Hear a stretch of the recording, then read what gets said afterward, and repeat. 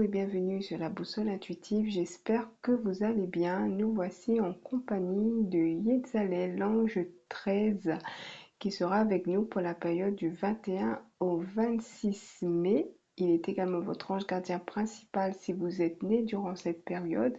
Et si vous passez par là, je vous souhaite un joyeux anniversaire. Alors, qui est Yetzalel? Yetzalel est l'ange de la solidarité, du respect des engagements et de la stabilité des relations dans un contexte social. Il stimule la mémoire. Il fait également partie des anges, des chérubins, les anges qui nous donnent la connaissance, le discernement, l'intelligence, l'intuition.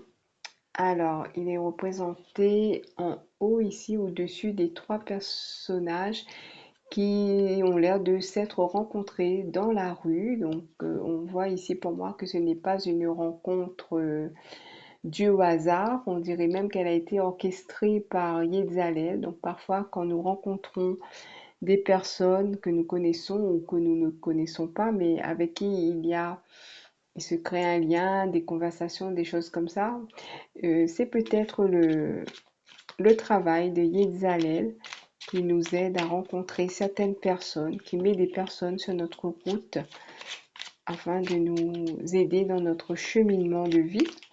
Alors, quel est le premier message de Yetzalel avec le petit oracle de la magie?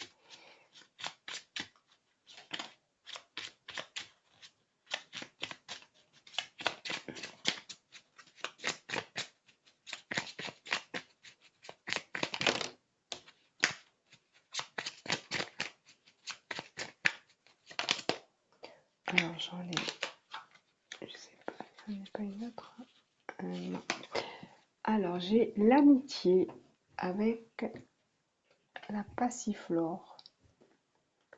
Fleur aux doux sentiments, guide des êtres aimants vers les jolies errances, les élans de connivence, guide ma destinée vers des bouquets d'amitié.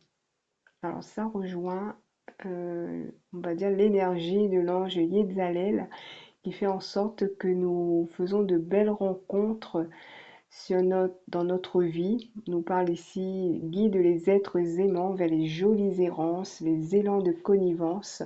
Donc ça nous permet de créer de belles amitiés, peut-être même une belle relation sentimentale, une belle association, voilà, de belles rencontres, on va dire. Alors, on va voir quel est le message de Yetzalel avec le tarot Marseille Waite. Voilà, 13e Yetzalel.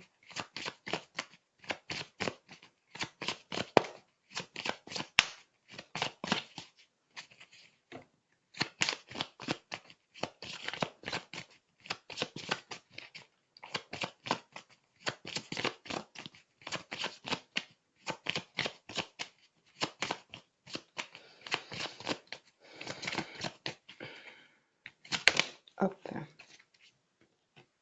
le battleur.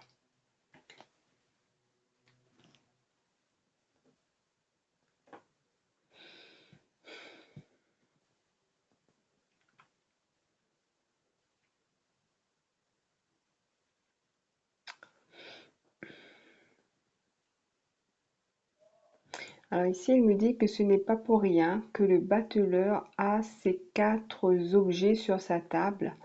Donc il y a la coupe, le denier, le bâton et l'épée.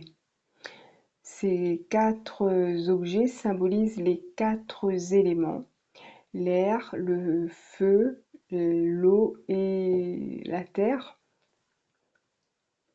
Donc, nous sommes entourés de ces quatre éléments et nous avons besoin de ces quatre éléments pour vivre. Vous avez besoin d'être en connexion avec ces quatre éléments pour vous sentir vivant.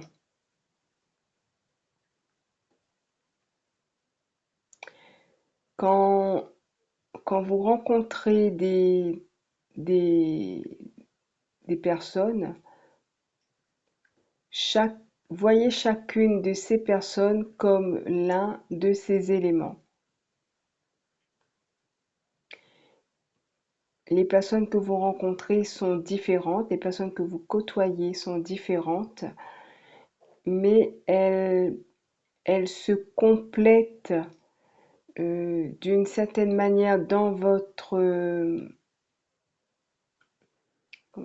cercle, hein, voilà, je vois ça comme ça, dans votre cercle social, familial, amical, euh, pour former une seule et même, on va dire, énergie ou entité.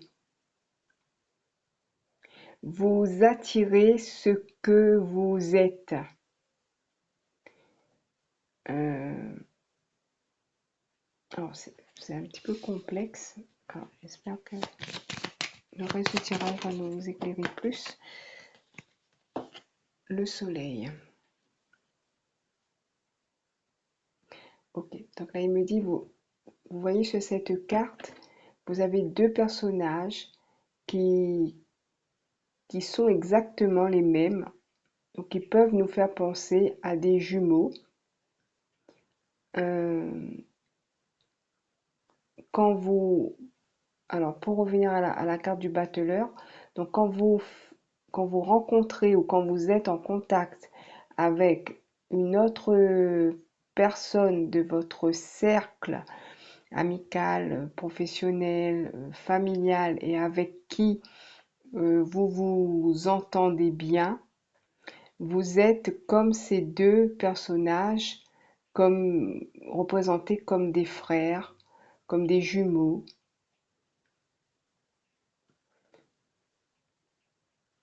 Alors on continue.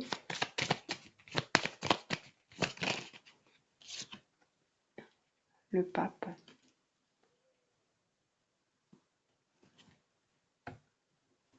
Alors là c'est pareil, on a deux moines qui se ressemblent sur la carte. Alors ici ils me disent, alors vous pouvez vous ressembler effectivement, mais, euh, mais pas à 100%. Vous avez des qualités en commun, peut-être aussi des défauts en commun, mais vous avez surtout votre propre personnalité. Et même si vos personnalités se complètent, vous restez, quoi qu'il en soit, des êtres à part entière. L'amoureux.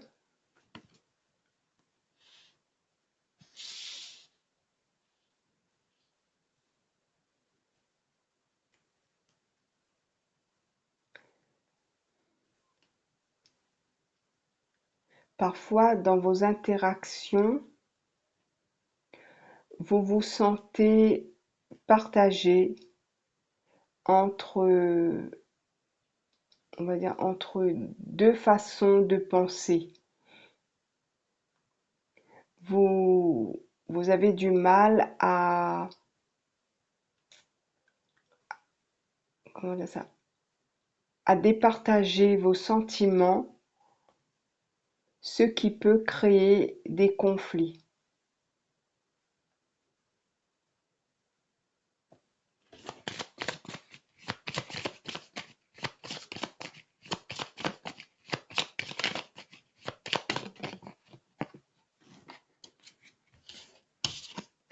La papesse.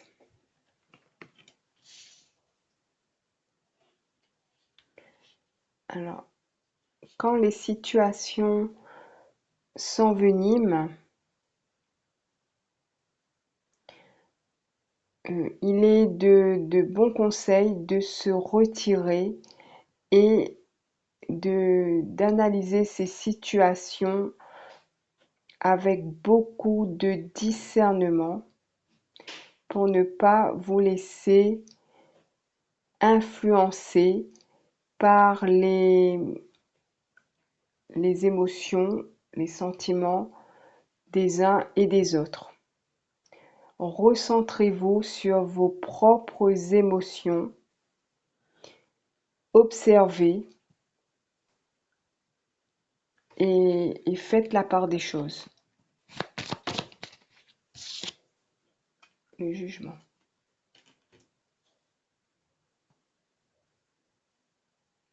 Ainsi, vous saurez, euh, vous saurez vous...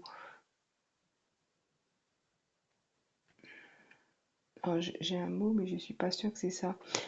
Ainsi, vous saurez vous préserver. Vous saurez vous préserver.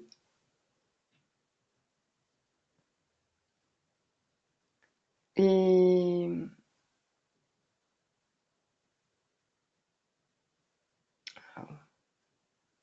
vous saurez vous préserver et montrer, démontrer ou montrer, ou montrer, euh, alors c'est comme s'il me disait, euh, alors, j'essaie de récapituler. C'est comme s'il me disait que dans un conflit où nous serons partagés entre deux personnes que nous aimons, nous ne voulons pas faire de peine ni à l'un ni à l'autre. Donc, nous n'avons pas de parti pris forcément.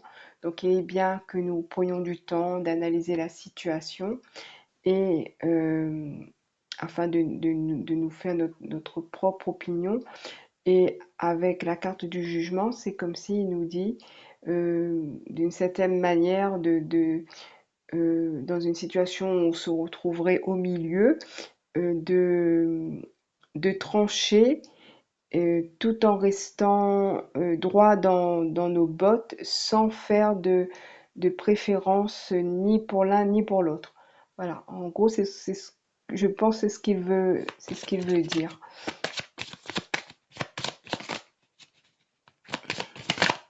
Alors, quand c'est sur la fin comme ça commence à être plus compliqué à chaque fois de transmettre. Alors, la mort.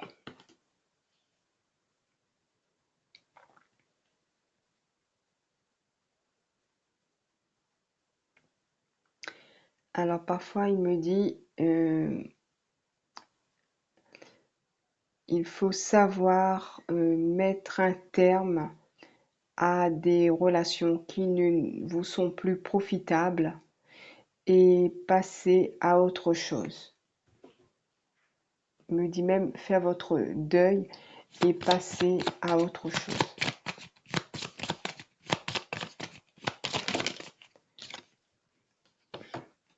Le chariot.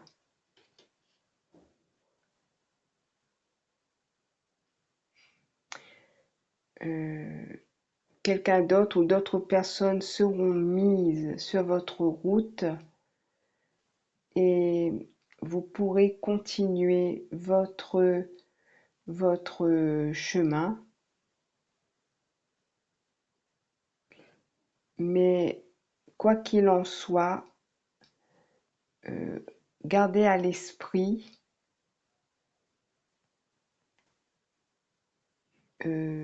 de ne pas prendre parti et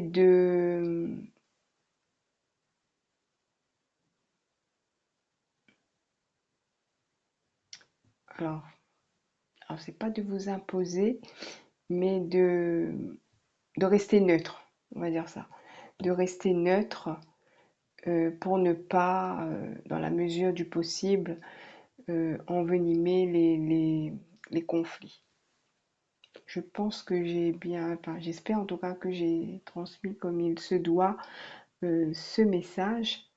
Euh, alors comme d'habitude, alors je vais prendre carrément le petit message qui est là-dedans avec Yetzalel. Alors c'est le 13 ici. Alors on nous parle d'hésitation. Tu vas bientôt être à la croisée des chemins. Quelle route décideras-tu de suivre? Ton mental va analyser toutes les options possibles afin que les conséquences de tes choix, ainsi que les conséquences de tes choix. Pour autant, peut-être seras-tu toujours hésitant, car tu veux éviter de tomber dans l'erreur. Nul autre que toi ne peut choisir, même pas nous, les anges qui t'accompagnons. Nous ne pourrons que t'indiquer les chemins possibles si tu nous le demandes. et plus tard nous pourrons t'aider à assumer les conséquences de ta décision. Telle est la loi du libre arbitre. Sois confiant et apaise le tumulte de ton esprit. Laisse-toi aller et projette-toi dans chacun des possibles s'offrant à toi. Lequel te convient le mieux? Lequel est en accord avec les aspirations de ton être véritable? Alors, je disais tout à l'heure que cette carte me faisait penser à celle de l'amoureux.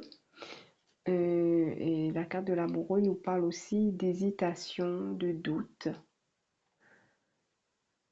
Ok. Alors, on va terminer avec la petite carte de la synchronicité.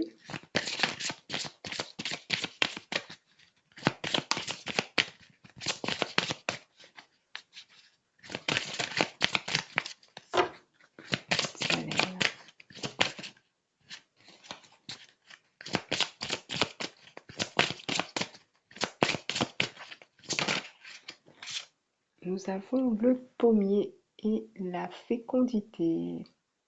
Les petites pommes ressemblent à des petits cœurs. Voilà.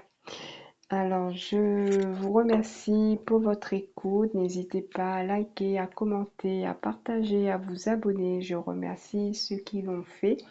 Je m'excuse si sur la fin j'ai bafouillé un petit peu, mais c'est comme ça quand on est en canalisation. Donc on perd un peu ses mots, c'est souvent le cas en tout cas. Donc j'espère que le message a été quand même compris. En tout cas, moi je vous remercie de m'avoir écouté. Je vous souhaite une bonne période jusqu'au 26 mai et je vous dis à bientôt.